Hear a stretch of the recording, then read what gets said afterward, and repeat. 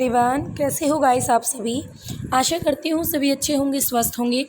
Guys, जैसा कि आप जानते हो, हम क्लास 11th के एनसीईआरटी कर रहे थे और क्लास 11th के एनसीईआरटी में हमारा चैप्टर नंबर 13 चल रहा था और इस चैप्टर को हम हाफ कर चुके हैं पार्ट 1 में। आज की क्लास महासागरीय जल का जो टेम्परेचर है और लवणता उनसे रिलेटेड होगी। इससे पहले मैं आपको समझा चुकी थी कि महासागरों की तली में क्या क्या होता है, कौन कौन से आपके मैदान होते हैं, शेल्फ होती है, ढाल होता है, मैदान होते हैं, गर्त होते हैं।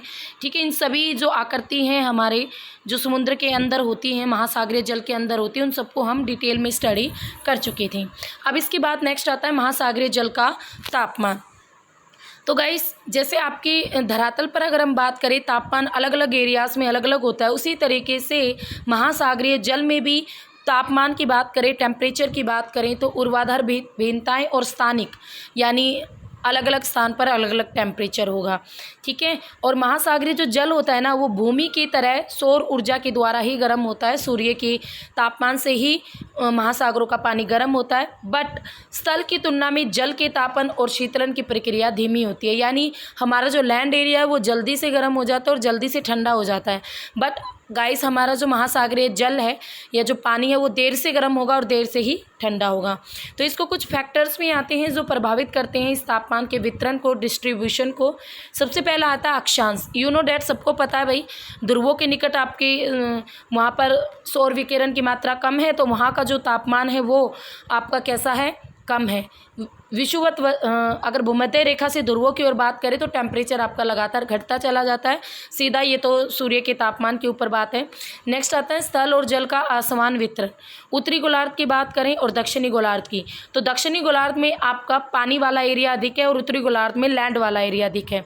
और इसी वजह से उत्तरी गोलार्ध के जो महासागर हैं वो दक्षिणी गोलार्ध के महासागर की अपेक्षा स्थल के बहुत बड़े भाग से जुड़े होने के कारण अधिक मात्रा में तापमान प्राप्त करते हैं, ऊष्मा प्राप्त करते हैं।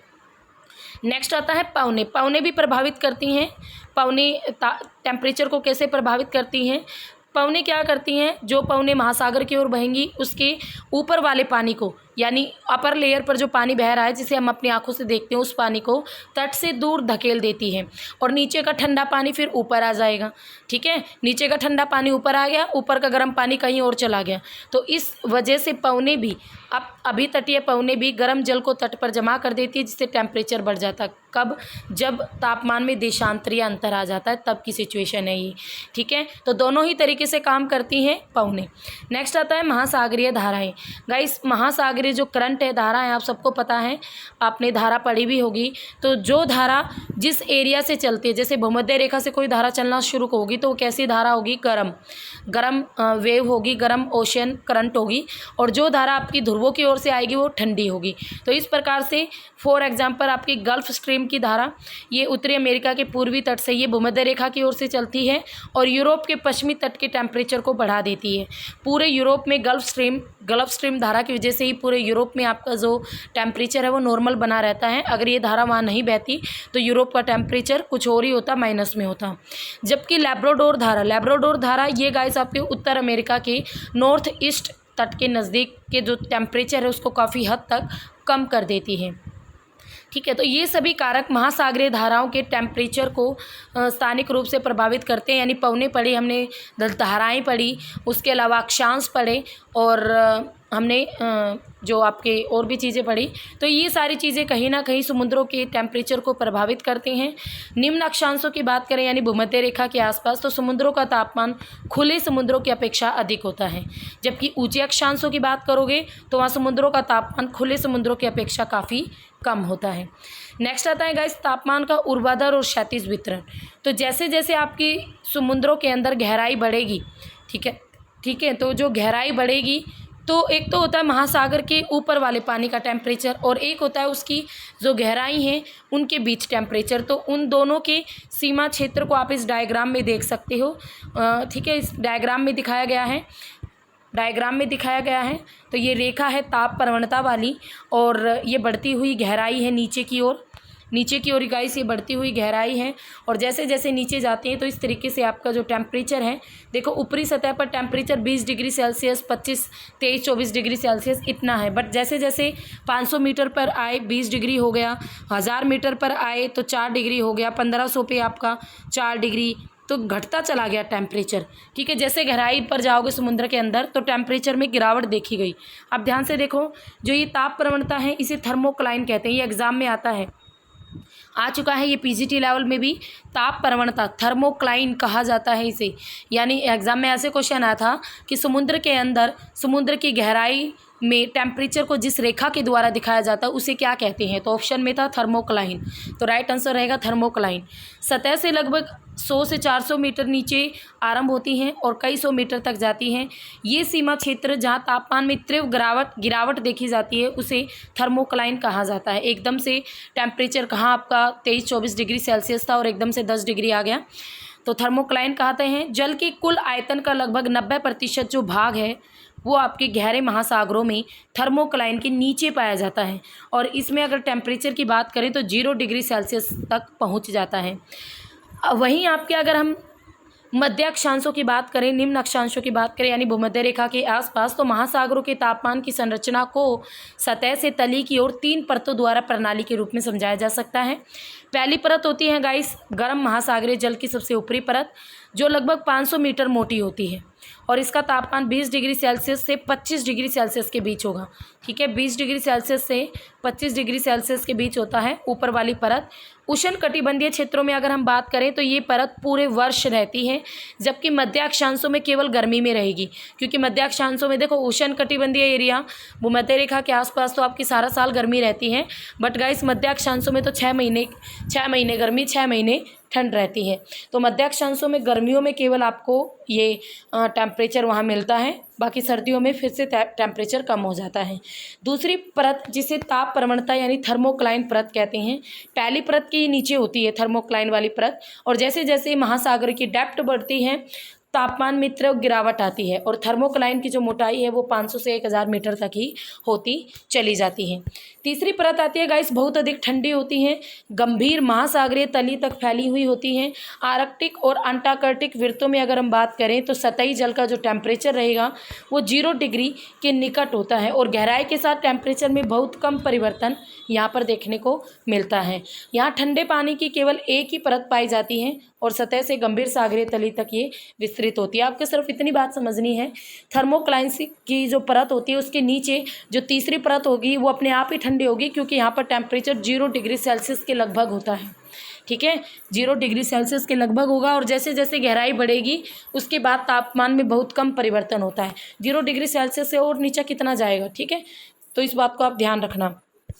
अगर गाइस हम औसत टेम्परेचर की बात करें, एवरेज टेम्परेचर की बात करें, तो वो होगा हमारा 27 डिग्री सेल्सियस। भूमध्य रेखा से ध्रुवों की ओर क्रमिक ढंग से ये कम होता चला जाता है और बढ़ते हुए अक्षांशों के साथ तापमान की जो घटने की दर होती है वो प्रति अक्षांश 0.5 डिग्री सेल्सियस होती है। औसत तापमान 20 डिग्री अक्षांश पर लगभग 22, अगर हम बात करें 20 डिग्री अक्षांश पर आपका जो टेम्परेचर रहेगा वो 22 डिग्री सेल्सियस होगा। 40 डिग्री अक्षांश पर टेम्परेचर 14 डिग्री सेल्सियस, ध्रुवों के निकट 0 डिग्री सेल्सियस। तो इस चीज़ से आप देख सकते हो कि जैसे जैसे आप भूमध्य रेखा से ध्रुवों की ओर जा रहे हो टेम्परेचर समुद्र की गहराई में भी कम होता जा रहा है।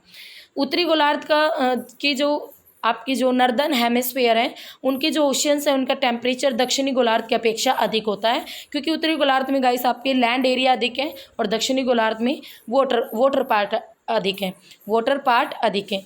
उच्चतम तापमान, अगर हम उच्चतम तापमान की बात करें तो वो कभी भी भूमध्य रेखा के आसपास नहीं होगा, बल्कि इससे कुछ थोड़ी उत्तर की ओर दर्ज किया जाता है। उत्तरी और दक्षिणी गोलार्ध का औसत वार्षिक तापमांतर 19 डिग्री सेल्सियस तथा 16 डिग्री सेल्सियस के आसपास होता है। उत्तरी गोलार्ध का 19 डिग्री सेल्सियस औसत वार्षिक टेम्परेचर और दक्षिणी गोलार्ध का 16 डिग्री सेल्सियस के आसपास होता है। और ये भिन्नता क्यों होती है? लैंड एरिया और वाटर पार्ट, इन दोनों एरिया के असमान वितरण की वजह से। ठीक है, तो सबसे पहली बात तो महासागरों का सबसे अधिकतम टेम्परेचर हमें केवल महासागरों की सतह पर ही देखने को मिलता है, जहाँ पर सूर्य की किरणें प्रत्यक्ष पड़ती हैं। और अगर महासागरों की तली की बात करें तो गाइस वहाँ आपकी संवहन की प्रक्रिया से पारिशित होते हैं। जैसे जैसे गहराई पर जाओगे टेम्परेचर में कमी महसूस होगी। तापमान के घटने की दर सभी जगह एक समान नहीं होती। 200 मीटर की गहराई तक तापमान बहुत तीव्र गति से गिरता है और उसके बाद की बात करें तो तापमान की जो घटने की दर होते हैं वो कम होती चली जाती हैं। ठीक है, तो इस तरीके से गहराई में जाते जाते टेम्परेचर आपका कम होता चला जाता है। यहाँ पर महासागरों की सतह की जो टेम्परेचर है उनका स्थानिक वितरण दिखाया गया है। तो आप देख सकते हो, जैसे भाई कैसे देखोगे तो यहाँ पर आपकी 0 डिग्री है भूमध्य रेखा। ठीक है, 0 डिग्री आप देख सकते हो। 0 डिग्री के से ज़्यादा जो टेम्परेचर है बिल्कुल 0 डिग्री के आसपास वाले एरिया में नहीं है, बल्कि इससे थोड़ा सा हटकर एरिया में है। देखो थोड़ी थोड़ी दूरी पर है इस तरीके से। ठीक है, तो थोड़ी सी दूरी पर है और जैसे जैसे ध्रुवों की ओर जा रहे हैं ये टेम्परेचर आपका कम होता आ रहा है। यहाँ पर 0 डिग्री 5 डिग्री इस तरीके से तो टेम्परेचर कम होता आ रहा है ध्रुवों की ओर जाने पर। नेक्स्ट आता है गाइस, तो टेम्परेचर आपको अच्छी तरीके से समझ में आ गया, ज़्यादा मुश्किल नहीं है, ईजी सा है। तो एग्जामिनर सीधा क्वेश्चन पूछेगा निम्न में से कौन से फैक्टर है जो टेम्परेचर को प्रभावित करते हैं। सेकेंडली क्वेश्चन आ सकता है कि जैसे जैसे गहराई बढ़ती है समुद्र की तो टेम्परेचर बढ़ता है घटता है समान रहता है, कुछ इस तरीके से। और नेक्स्ट क्वेश्चन आ सकता है कि उत्तरी गोलार्ध और दक्षिणी गोलार्ध के बारे में कि जल और स्थल का जो असमान वितरण है वो क्यों पाया जाता है, इसका रीजन पूछा जा सकता है। ओके, आगे चलते हैं। सैलिनिटी यानी लवणता। तो चाहे वर्षा का पानी हो, महासागरों का पानी हो या किसी भी प्रकार का कोई भी पानी हो, उसमें खनिज लवण जो होते हैं गाइस, जो खनिज लवण होते हैं वो घुले हुए रहते हैं। ठीक है, जो खनिज लवण होते हैं पानी के अंदर घुले हुए रहते हैं और इनका उपयोग समुद्र में घुले हुए नमक की मात्रा को निर्धारित करने में किया जाता है। और इसको कैसे मापा जाता है तो 1000 ग्राम में 1 किलोग्राम 1000 ग्राम। ठीक है, समुद्री जल में घुले हुए नमक की मात्रा ग्राम में मात्रा के द्वारा किया जाता है। इसे ग्राम प्रति 1000 भाग या पीपीटी, ठीक है, इसे 1000 बोलेंगे, प्रतिशत नहीं बोलेंगे, पीपीटी के रूप में भी इसे व्यक्त किया जाता है। लवणता समुद्री जल का सबसे महत्वपूर्ण पार्ट है गाइस। 24.7 ग्राम प्रति 1000 लवणता को खारे जल को सीमांकित करने के लिए सबसे ऊंची सीमा रेखा मानी गई है। तो इसे आपको याद रखना है, कौन सी सीमा रेखा सबसे ऊंची मानी गई है, जो 24.7 ग्राम प्रति 1000 वाली रेखा जो लवणता खारे जल को सीमांकित करने की सबसे ऊंची सीमा मानी गई है।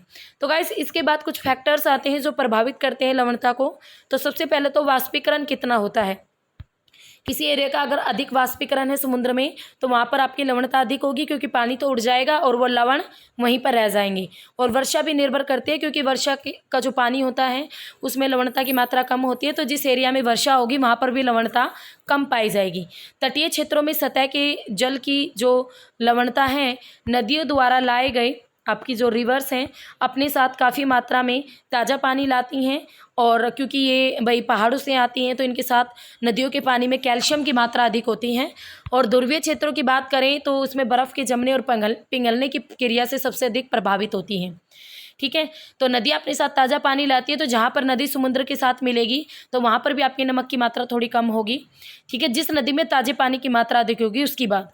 बट अगर नदी में सेडिमेंट की मात्रा अधिक है ना गाइस, तो फिर सेडिमेंट की मात्रा अधिक है तो उसकी वजह से क्या होगा, नमक की मात्रा उस एरिया में समुद्र में अधिक हो जाएगी, क्योंकि सेडिमेंट में आपके खनिज मिले हुए होते हैं।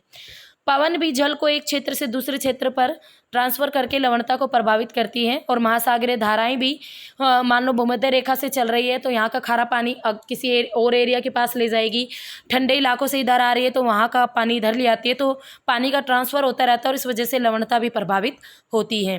तो जल की लवणता, तापमान, ये सभी आपस और घनत्व, ये सारे के सारे आपस में रिलेक्ट होते हैं, संबंधित होते हैं। इसीलिए तापमान और घनत्व में किसी भी प्रकार का परिवर्तन किसी भी क्षेत्र की लवणता को भी प्रभावित करता है। तो सबसे अधिक लवणता की बात करें ना गाइस तो वो होगी आपकी एक तो मृत सागर में, जहाँ पर सबसे अधिक लवणता है। ये माना जाता है जो ये मृत सागर है, ठीक है, इसमें अगर कोई व्यक्ति डूब जाए तो आपका डूबेगा नहीं, तो बीच में लटका हुआ रह जाएगा। दूसरी टर्की की वोन झील 330 ग्राम प्रति हज़ार और ग्रेट साल्ट झील 220 ग्राम प्रति हज़ार। तो ये तीनों सबसे अधिक लवणता वाले एरिया है वर्ल्ड के अंदर। तीनों के नाम आपको याद रखने पड़ेंगे। नेक्स्ट आता है लवणता का क्षैतिज वितरण। तो गाइस अगर खुले महासागर की बात करें तो लवणता 33 ग्राम प्रति हज़ार से 37 ग्राम प्रति हज़ार के बीच होती है, 33 से 37। अगर एवरेज की बात करेंगे ना तो एवरेज आपकी 35 ग्राम प्रति हज़ार होती है लवणता।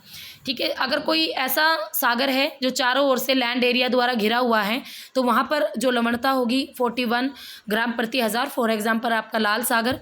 जबकि आर्कटिक और ज्वारनदमुख यानी जहाँ पर रिवर सीधे समुद्र में गिर जाती है वहाँ पर लवणता 0 से 35 ग्राम प्रति हज़ार के बीच पाई जाती है। ठीक है, ज्वारनदमुख ऐसे इलाके में ना आपके ताज़े पानी की मात्रा अधिक होती है, इस वजह से लवणता कम पाई जाती है। गर्म और शुष्क इलाकों में जहाँ वाष्पीकरण अधिक होता है तो वहाँ पर आपकी लवणता गाइस बहुत अधिक होती है, क्योंकि वाष्पीकरण से पानी तो उड़ जाता है बट लवण रह जाते हैं उस पानी में, जो कि अधिक मात्रा हो जाती है, तो 70 ग्राम प्रति हज़ार तक पहुँच जाती है। जैसे प्रशांत महासागर की लवणता की बात करें तो इसमें इसके आकार और इसका अधिक क्षेत्रीय विस्तार के कारण लवणता भी इसमें अलग अलग देखने को मिलती हैं। उत्तरी गोलार्ध के पश्चिमी भागों में जो हमारा उत्तरी गोलार्ध है, नॉर्दर्न हेमिस्फीयर है, उसका जो वेस्ट वाला पार्ट है गाइस, वहाँ पर जो लवणता होगी 35 ग्राम प्रति हज़ार से कम होकर 31 ग्राम प्रति हज़ार तक हो जाती है, क्योंकि आर्कटिक क्षेत्र का पिघला हुआ जल वहाँ पहुँचता है। इस प्रकार 15 से 20 डिग्री के दक्षिण के बाद ये 33 ग्राम प्रति हज़ार तक घट जाती है। इस प्रकार ये सारी चीज़ें ही होती हैं। ठीक है, तो बहुत सारी चीज़ें इफेक्ट करती है लवणता को। अटलांटिक महासागर की औसत लवणता की बात करें तो 36 ग्राम प्रति हज़ार के लगभग है। उच्चतम लवणता पाई जाती है 15 डिग्री से 20 डिग्री अक्षांश के बीच। वैसे है ना, सभी महासागरों की उच्चतम लवणता आपको 15 से 20-25 डिग्री के बीच ही पाई जाएगी, और या तो ऑप्शन में कर्क और मकर रेखा मिलेगा या फिर 15 से 20 या 25 डिग्री आपको देखने को मिलेगा। अधिकतम लवणता 20 डिग्री नॉर्थ और 30 डिग्री नॉर्थ और 20 डिग्री वेस्ट से 60 डिग्री वेस्ट के बीच पाई जाती हैं, और यह उत्तर की ओर क्रमिक रूप से घटती जाती है। जैसे जैसे आप उत्तरी ध्रुव की ओर जाओगे जो सैलिनिटी है वो और ज़्यादा घटती चली जाएगी।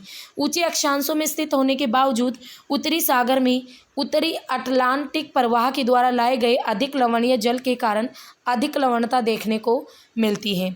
बाल्टिक सागर की जो लवणता है वो कम होती है, क्योंकि इसमें बहुत अधिक मात्रा में नदियों का पानी आता है और नदियाँ अपने साथ ताज़ा पानी लाती हैं, इसलिए बाल्टिक सागर की लवणता बहुत कम है। नियर अबाउट 13-14% होगी, बस इतनी है, 13-14 ग्राम प्रति हज़ार। ठीक है, भूमध्य सागर की लवणता की बात करें तो उच्च वाष्पीकरण ज़्यादा होता है तो अधिक है यहाँ की लवणता। काले सागर की लवणता की बात करें तो यहाँ नदियों के द्वारा अधिक मात्रा में ताज़ा पानी आता है, इसलिए काले सागर की लवणता बहुत कम है।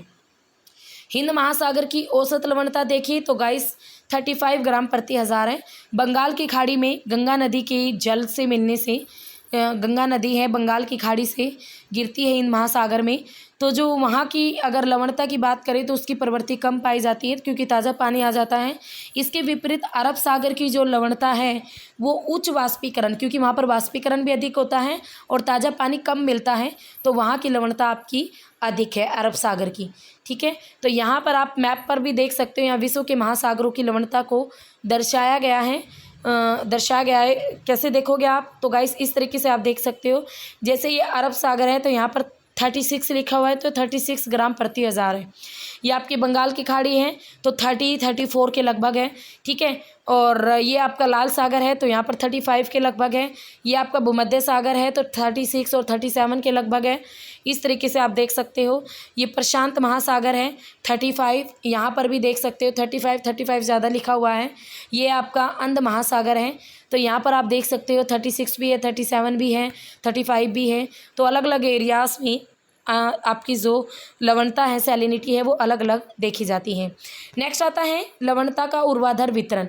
तो जैसे जैसे गहराई बढ़ेगी तो लवणता में भी आपका परिवर्तन आएगा, लेकिन इसमें परिवर्तन समुद्र की स्थिति पर निर्भर करता है। कैसे? जैसे भाई समुद्र जो सतह की लवणता होती है वो बर्फ़ और वाष्प के रूप में परिवर्तित हो जाने के कारण बढ़ जाती है, यानी वाष्प बनकर पानी उड़ गया तो जो सतह की लवणता होगी वो अधिक क्या हो जाएगी, सतह की लवणता अधिक खारी हो जाती है। ठीक है, और ताज़े जल के मिल जाने से घट जाती है। जैसे ही उसमें ताज़ा पानी मिला, ठीक है, कोई नदी आई बर्फ़ का पानी लेके आई अपने साथ, वो उसमें मिला दिया तो लवणता क्या होगी, घट जाएगी। इस तरीके से। तो ये सभी नदियों के द्वारा भी होता है। तो गहराई में जो लवणता होती है लगभग नियत होती है। क्यों? क्योंकि वहाँ किसी प्रकार से पानी का ना तो हार्श होता है, ना ही नमक की मात्रा में वृद्धि भी नहीं होती गहराई में। ठीक है, ये सारी चीज़ें ऊपर ऊपर होती है। नदी का पानी आएगा ऊपर मिलेगा, पर गहराई में तो ऐसा कुछ नहीं होता। तो महासागर के सतही क्षेत्रों और गहरे क्षेत्रों के बीच लवणता में काफ़ी अंतर स्पष्ट होता है। कम लवणता वाला जल उच्च लवणता और घनत्व वाले जल के ऊपर स्थित होता है। ठीक है, हमेशा कम लवणता वाला पानी उच्च लवणता और उच्च घनत्व वाले पानी के ऊपर होगा। लवणता गहराई के साथ आपकी बढ़ती है। देखो टेम्परेचर हमने पढ़ा कि गहराई के साथ घटता है समुद्रों के अंदर, बट लवणता गहराई के साथ बढ़ती है। और गहराई के साथ जब लवणता बढ़ती है तो उसे एक स्पष्ट एरिया के द्वारा दिखाया जाता है जिसे कहते हैं हैलोक्लाइन। हमने पढ़ा टेम्परेचर वाले को थर्मोक्लाइन और यहाँ पर होगा ये हैलोक्लाइन। आप दोनों को याद रखोगे। और जैसे जैसे समुद्र की गहराई बढ़ेगी तो ये लवणता भी बढ़ती चली जाएगी। तो लवणता समुद्री जल के घनत्व को भी प्रभावित करती है।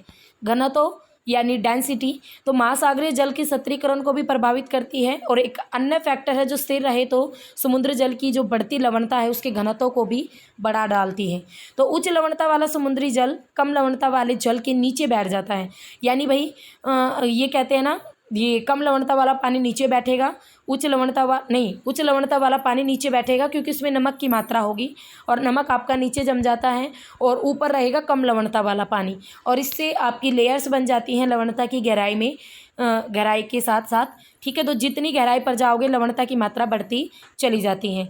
तो यहाँ पर हमारा चैप्टर कंप्लीट होता है। आशा करती हूँ आपको टेम्परेचर और लवणता दोनों कम्प्लीटली याद हो गए हैं।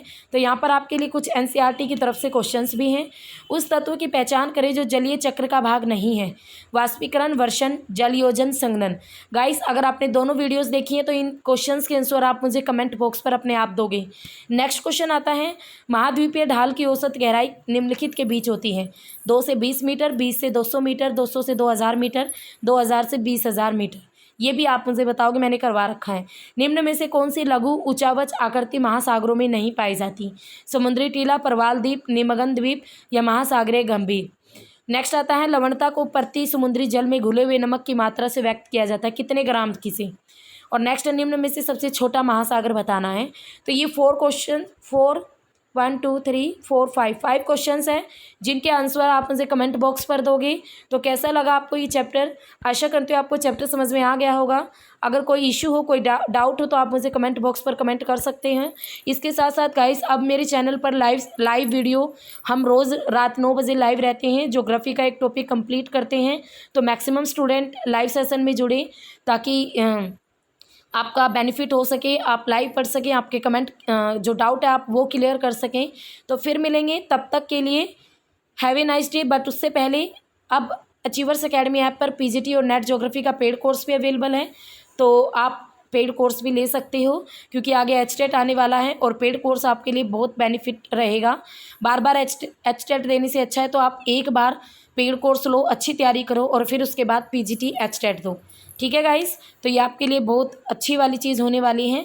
तो फिर मिलेंगे, तब तक के लिए have a nice day. Okay, bye bye, see you.